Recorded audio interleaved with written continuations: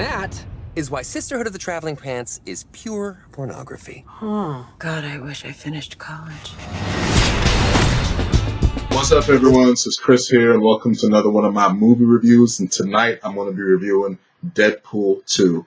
Now, unlike a lot of people who jumped on the Deadpool bandwagon with that first Deadpool film from a few years ago, I'd always really loved Deadpool. And the fact that they got him so right in that Deadpool movie, just a picture-perfect representation of what Deadpool was, just made me love that movie so much. Here we come again with the second film, bringing again the whole crew from the first film. And the big difference with Deadpool 2 is that this film is a whole lot bigger, it feels like. In terms of, it's a bigger story. There's a whole lot more going on with this one than the first one. Because the first Deadpool, what was so amazing about it is that it was relatively small in scale. It was a cheap film. It was only made for $70 million. This movie's made for $110 million. And even though that's not that big for like a big blockbuster, the way this movie is, it feels a whole lot bigger just in terms of its story and what sort of goes on in it. But we still got our whole cast coming back, still Deadpool focusing on him. And the big question with this movie, with a Deadpool movie, is does it entertain? And the answer is yes, it absolutely does entertain. They just do such a great job with this character. Ryan Reynolds, what he's done with Deadpool, bringing him to life. He's just so amazing. The humor with Deadpool, the antics, all the stuff, the action, all of it is just picture perfect. I mean, Deadpool, he's just a character that's just like, just can't, as long as you get him right, he's going to entertain you. And the entertainment value that you get in this movie is what makes it a true crowd pleaser. Like, you've got to see this movie with an audience just to get all the laughs and just have just the best time possible. Because it is that type of movie where it is just so good to see with an audience just because of the humor and all the stuff that goes with it. So does the movie entertain? Absolutely. And the good thing is that I thought one thing I really did like is that it brings back, does a good job with the supporting characters in this one also, because Deadpool, obviously, you're going to get plenty of him. But all the supporting characters in this one get their time to shine also, and really entertaining as well. The characters from the first movie, like Colossus, was amazing in this one. Negasonic was good, and Dupender, his bits were really funny as well. And also Weasel, also Deadpool's best friend, he was good as well in this one. And sort of a good touch with this movie is that it's a really sort of touching, sort of a sweet, kind-spirited story with a nice message underneath all this insane humor and action. Because that's something that was kind of cool about the first film, was that even though it was still Deadpool's brand of humor, the R rating, the blood and all that, the violence, all that kind of stuff, it still was a love story at the end of the day, and a pretty good love story at that one. This one, it's not really focused on the love story at all. It's more focused on just the relationship that Deadpool has with this kid, and this kid sort of bringing out sort of the moral compass in Deadpool and what's sort of important to Deadpool, and Deadpool sort of challenging the moral compass of Cable. Well, let's talk about Cable. Cable was really good in this also. New character they're bringing in, obviously, from the comics, and he was just he was done pretty well, I thought. His action, Josh Brolin did a really good job. He's having a nice summer, obviously. He's going to be able to pay for a lot of stuff with the two movies he's been in so far this summer.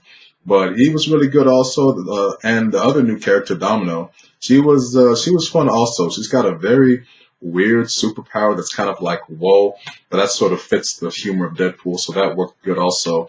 And she was just hot as hell. Oh my God, she was just banging in that movie. So yeah, the new characters and old characters in terms of supporting characters, they were great also, and they certainly held their own with Deadpool in this movie. Now, in terms of what I didn't like, and the movie, I really do enjoy this movie, but it's not perfect. And one thing that I did find weird was the whole time travel aspect. Not weird in the fact that there's time travel, just the fact that the way that they handle it at times, it is sort of lazy. I mean, obviously it plays a major role in the story in terms of what Cable's doing, but even Deadpool makes a joke that some of this time travel stuff is just sort of lazy writing, and that's true also. But I guess you're not supposed to take it that seriously, but the movie, there's just a point, like especially towards the end, to where it's like, whoa, y'all don't give a shit about this time travel at all in terms of like making like sort of real stakes or whatever. I don't know how else to say it. But yeah, sort of the time travel thing, that's sort of the only thing I can sort of nitpick on. But in terms of this just being a Deadpool movie, I actually enjoyed this more than the first one. Because like I said, the first one, compared to this one now, it's just so much smaller. And that's not sort of a bad thing. I still really like the first one. But this movie, it gave me all the humor, the fun of Deadpool. It was just just a sort of a better story, if you ask me. Because the first movie, by the time you get to the end, the story is just sort of like, a little generic. This movie, it's a pretty entertaining, good story all the way throughout. And especially, like I said, the message that it has in the film, well, not sort of the message, but just sort of the way everything comes together. It is sort of like, oh, wow, I wasn't surprised to sort of get a little choked up at this. Not in a major way, but just sort of in a, whoa, surprising kind of way. So, yeah, really enjoyed Deadpool 2. A lot of fun. I am going to give it a 9 out of 10. I don't want to be like, I never get emotional with my score just because I really enjoy a movie. That don't mean I'm going to give like a 10 out of 10. That's reserved for real tear jerkers, if you know what I mean. But this was just so entertaining, man. They absolutely delivered on what you would want from a Deadpool sequel and just another Deadpool movie in general.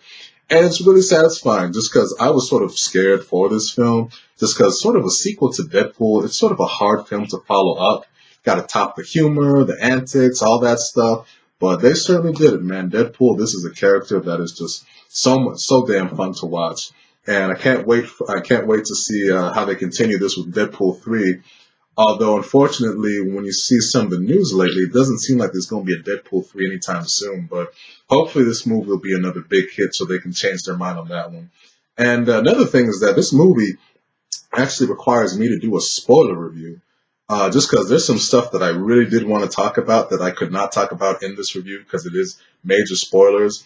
And that's sort of a big surprise to me because the first film did not need a spoiler review at all. And I wasn't expecting Deadpool 2 to need a spoiler review, but it does sort of need one for me to sort of talk about some of the big stuff in this movie that I want to talk about. So I'm going to do the spoiler review for this movie. Look out for that. Hope y'all enjoyed this review, and I'll see y'all around with another video.